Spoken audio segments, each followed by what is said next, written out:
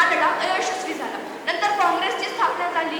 गांधीजींनी हिंसेच्या मवाळ मार्गाने तर लोकमान्य टिळकांनी सरकारवर जहाल टीका करत स्वराज्य हा माझा जन्मसिद्ध हक्क आहे आणि तुम्ही मिळवणारच अशी भूमिका घेतली.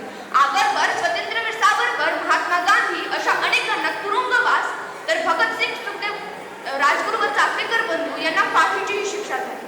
ना जातीसाठी लढले, ना धर्मासाठी लढले, ना जातीसाठी लढले, ना धर्मासाठी लढले.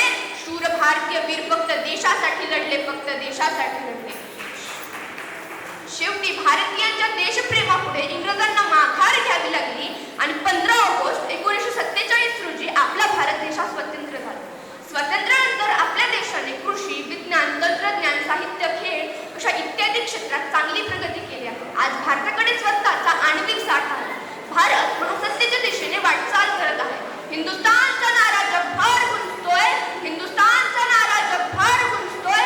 आमचा तिरंगा आसमंतात फडकतोय, आमचा तिरंगा आसमंतात फडकतोय.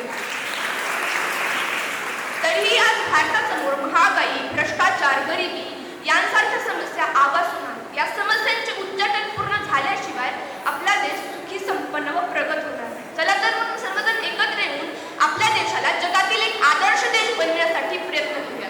तिरंगा आमचा ध्वज उंच उंच फडकवू, तिरंगा आमचा ध्वज उंच उंच फडकवू. प्राणपणाने लढून आम्ही शान याची वाढवू, शान याची वाढवू. एवढे बोलून माझे